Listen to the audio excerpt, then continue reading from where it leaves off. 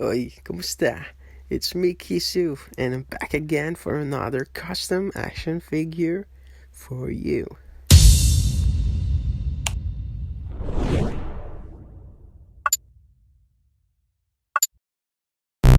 Here you go, guys, the Spider Hulk on its packaging. So yeah, as I'm talking on my earlier videos, this is more vibrant design now. So for now, let's unbox this one.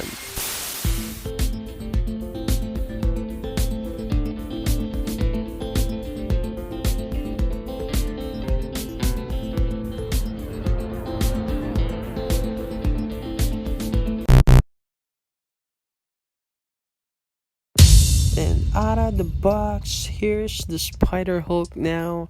And on the right side of the screen, that's the sneak peek for the next video. Okay, so let's talk about the guy on the packaging for this one. So as you see, there's a bunch of accessories and base, and we're going to talk about it first before we proceed on the figure itself. And now here's the accessories and the alternate parts of the figure. Okay, let me talk first about the the hand. So as you see, here's the hand. Oh, I got a better idea. Let me just pull out the other, here's the other head and the other hand so we can compare it nicely. Well, let's go first with the base. It's a resin made and painted, rock base, painted on accordingly on a rock, rock reference, and I put some signature on it, some authenticity notes. So it's very light in weight, and I actually aim to, let the owner grab the Hulk base for not just a base, for also a gimmick also. So let's move with the hands now. Here's the open hands. I what you call this, I drastically painted the green parts. I don't know, I think it works with because Hulk is very massive, monstrous, not really yes, monstrous. So yeah, just wanted to come out with the green paint. And for the ripped suit or the gloves, sculpted those ripped gloves details. And the nails, I painted it dark green. Same with the closed fist hands. For more variation, I just sculpted it with different style, so it don't have a repetitive look. I guess. So here's the alternate head. I sculpted it also from scratch by retooling the mask head, so it's very similar with the mask head. And for the paint, I just usually use my unnecessary lines on adding those details. So as you see, it's very obviously handmade output. So yeah, just a green part on the chin and the teeth and so on. And here's the mask head. Okay, I actually sculpted it, and I do have the prototype. But before that, I just want to show you that it has a reflective lens with a not really white shade, because I just wanted to look like it was ripping apart too, because it's basically Spider-Man being Hulk on its suit.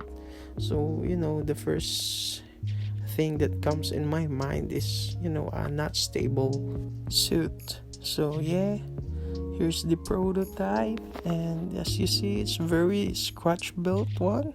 I aim to make it a perfect round head. Not really perfect, I can't do that with my bare hands. So yeah, I just molded it and then recasted it. Well, yeah, that's the accessories for this action figure, and I hope you do like this.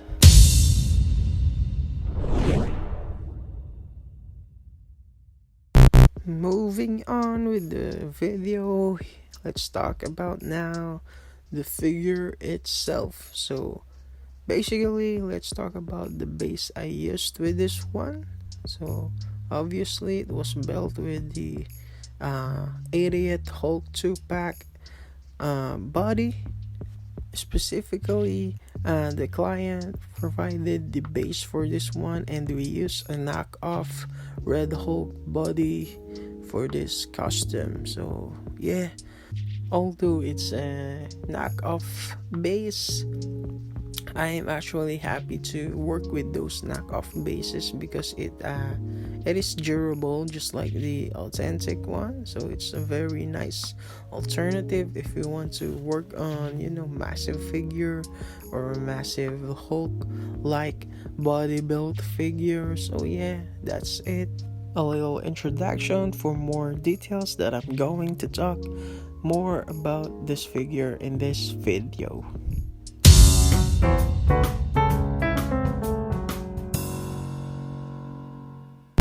Moving on, and now I'm going to talk more details about this figure and all the stuff that I did with this one. So first, let's going to talk about the sculpt and modification that I did with this. So as you see, as I said earlier on the accessories, those rib parts, that skinny green exposure on this figure, I sculpted those rib spandex suit on this body, although I let that one sit in. That's a default on the base.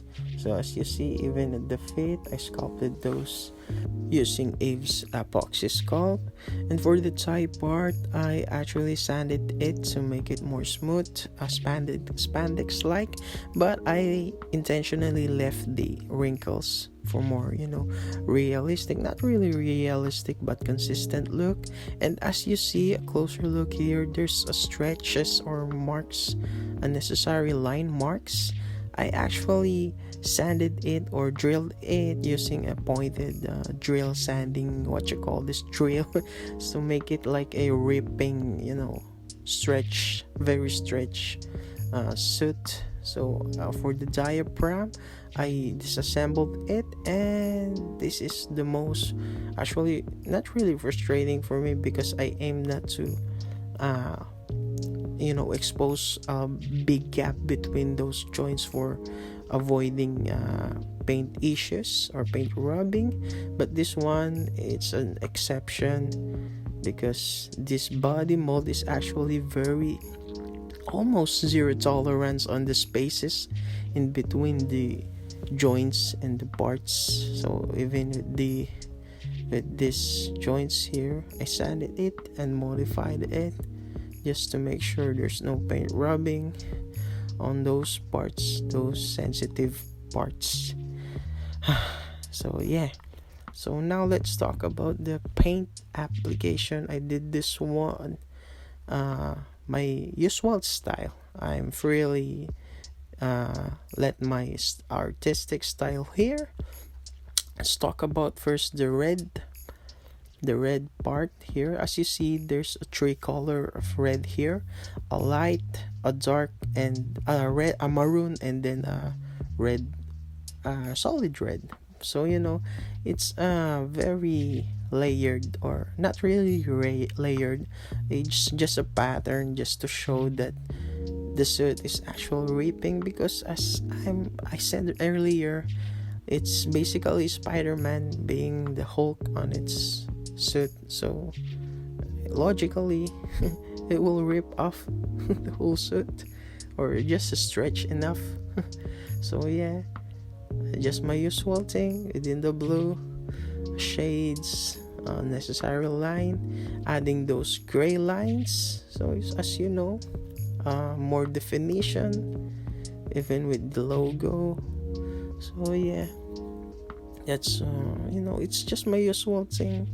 And let's just test about the move the maximum tolerance of the figure, and let myself see if there's an issue, still hidden issue. So for that case, I will be able to sand it over and over again to make sure 100% rub-free action figure. So you see, it's not yet done here. I'm still going to double check it later for my quality checking. So here's the crotch part. This is the most visible part of the action figure and very noticeable when there's a paint chipping. Once you move forward, it dies, as you see that. So here's the knees. I'm still working on it, sanding, even though I assembled it. It's part of the the process. So here's the foot part. I'm going to rotate it 360 and just okay, it's not 360. I can move it really right away. So yeah, that's the paint quality checking for this one. So I hope you understand the process.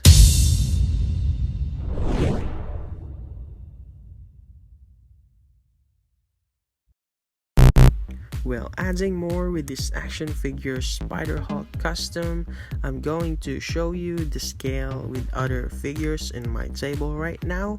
So here's my customly priced Venom. I hope you watched the video showcase for this one. And here's my upcoming Marvel vs. Capcom Venom. Okay, both in Caliban bodies. Anyway, so here's the retro Venom. And here's one of my favorite Spider-Man action figure, and it's Headsculpt. Okay, so what else? Okay, let me show you. This one is a good match actually. Venom, Monster Venom Deluxe, and this Spider-Hulk figure. So I hope Hasbro will release their version of this figure, because we all know that this action figure or this character on Toy Biz action figure is very, very famous. So I hope Hasbro will come up with their version with a new body mold. How I wish they would. So anyways, that's all for this video and for this action figure Spider-Hulk discussion.